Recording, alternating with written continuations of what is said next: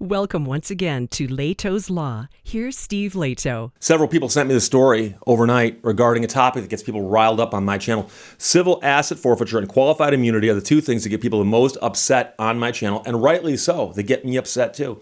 So anytime we see good news in these fields, it's kind of few and far between. So here we go. New Mexico abolishes qualified immunity.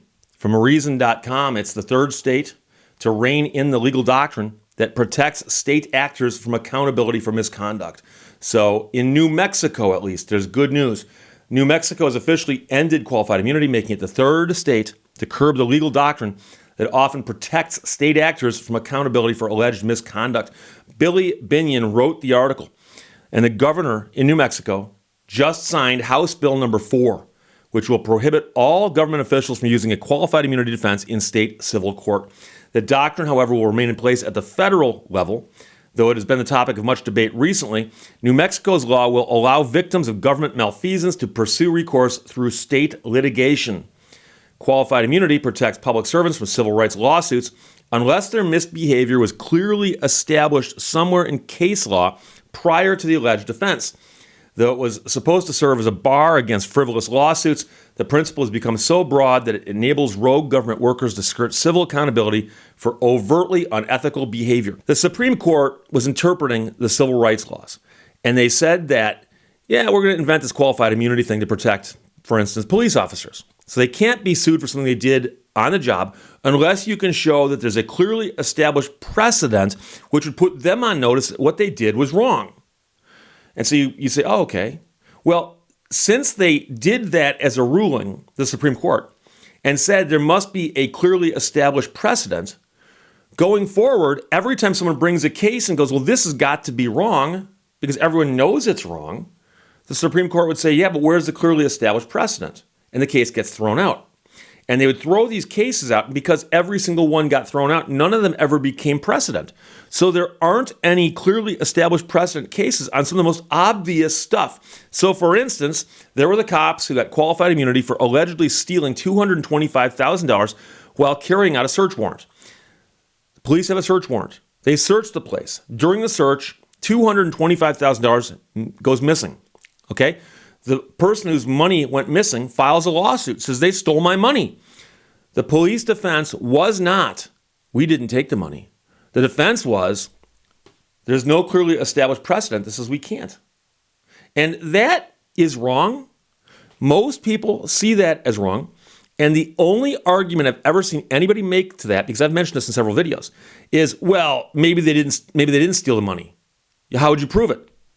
We're not talking about that. We're talking about the fact that they actually said, you can't prove that we knew it was wrong to steal because there's no clearly established case saying that in this circuit. And you don't know that police shouldn't steal? Everyone knows that, except for the police, apparently. There was a cop who shot a 10-year-old boy while aiming at the kid's non-threatening dog. There was the cop who shot a 15-year-old who was on his way to school. Cops were arrested and assaulted a man for the crime of standing outside of his own house. According to the doctrine of qualified immunity, we could not expect those officials to know their behavior was wrong unless a court decision with almost identical facts existed somewhere on the books, which is quite a low standard. And people are going to say, but Steve, there must be more to those stories. It doesn't matter. The point is that if someone is in one of these situations and they're the victim of this and they file a lawsuit, the fact that it gets thrown out not because the facts don't support it, but because you can't prove that a cop should have known better. And that's the problem. And there's people out there want to second guess the facts in these cases or second guess hypotheticals. No. The police were saying, for instance, with the $225,000, even if we stole the money, there's nothing wrong with that. Now, if you're going to get behind that because you think there might be more to the story, I'm not sure we're on the same page here. So, Clark Neely, Vice President for Criminal Justice Reform at the Cato Institute, said, when you've got someone who has a valid claim against a police officer, but there's no existing precedent where that exact same thing has already happened, The New Mexico law will give them an alternative avenue to pursue that claim in a court system that is not going to throw the case out simply because there doesn't happen to be a pre-existing case exactly on point. It will certainly enable victims of civil rights violations to hold police accountable in circumstances where they would not otherwise have been able to before the law was passed. Now, some victims are able to furnish the perfect court precedent and are thus allowed to pursue their claims, but not all plaintiffs are so lucky. And it's extremely rare. It's extremely rare. Anytime the Supreme Court allows a qualified immunity case to go to trial, it's huge news. And that's what we're arguing about here. And again, just to be clear, so let's suppose this argument over whether or not the police stole $225,000. Okay? And let's suppose you're a skeptic and you go, Steve, I don't think that happened. I think they just made that story up. Well, all these people are saying is we'd like to go to court and prove our case. And qualified immunity says, no, you don't even go to court. I mean, you can file the lawsuit. It's just going to get thrown out. You'll never get in front of a jury. So the point is that these cases should get in front of juries if there are facts to support them. But they don't get that far because of qualified immunity. As expected, the law enforcement lobbies are against this law. Can you imagine that? That's a good barometer for how effective this new policy might be. Over the last year, the public has become increasingly aware of public sector unions, the job of which is to defend their ranks no matter how unsavory the behavior might be and no matter what the cost to the public. As Reason's Jacob Sullum wrote in February, defenders of qualified immunity warn that restricting or abolishing it would have a chilling effect on policing, forcing officers to constantly worry about being sued for doing their jobs. The New Mexico Civil Rights Act, like the laws that Colorado and Connecticut passed last year, addresses that concern by requiring government agencies, rather than individual defendants, to pay legal costs and damages. Along with those three states, New York City in March became the first metropolitan area to curtail qualified immunity for police officers. I did a video about that not too long ago. That did not address other public officials. So there's going to be a little bit of difference between these laws from state to state. The U.S. House has twice passed the same provision as part of a Justice in Policing Act, though that legislation went nowhere last summer, and the qualified immunity portion in its current form is not expected to survive the Senate this year. A former representative unveiled the first bill to end qualified immunity for all public officials in June of 2020, which never received a vote. And another representative reintroduced the legislation last month.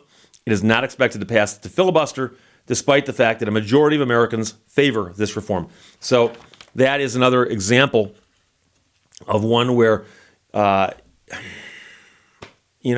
overwhelmingly, people think qualified immunity is wrong. It's going to have to be chipped away at like this, one state at a time, one city at a time, just chip, chip, chip, and eventually it'll go away. People are going to say, as noted, oh, but what about the police? What about the police? Oh my gosh. Well, remember that qualified immunity was invented by the Supreme Court, I believe, in 1967. 1967. So I don't believe we existed as a country prior to 1967 without police. We had police the whole time. Local police, sheriffs, state troopers, FBI, Justice Department. We had all kinds of law enforcement officials, right? 1967, qualified immunity gets invented by the Supreme Court out of whole cloth, basically. It's one of their inventions. They're legislating from the bench. And so qualified immunity has been in the books since 67.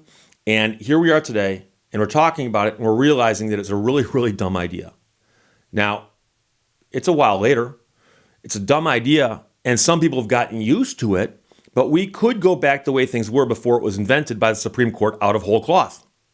And some people have asked me, they go, wait a second, Steve, if the Supreme Court was simply interpreting a statute, the statute was drafted by Congress and presumably signed into law by a president. I mean, that's how bills operate on Capitol Hill. If Congress had wanted qualified immunity to exist, wouldn't they have written it into the bill? And in fact, the case that created qualified immunity, the dissent opinion, actually pointed that out, that this topic was discussed during debate, and Congress actually said, no, we're not going to give them qualified immunity. They don't get it. So Congress specifically didn't give it to them. Supreme Court did. So It's not gonna cause people to get out of policing because we had police before.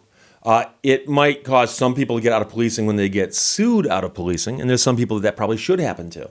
But what it will really do is it will give someone a day in court who has a crazy story, like the $225,000 got stolen during a search, or the guy who's on his front porch and gets beaten up and arrested and whatever.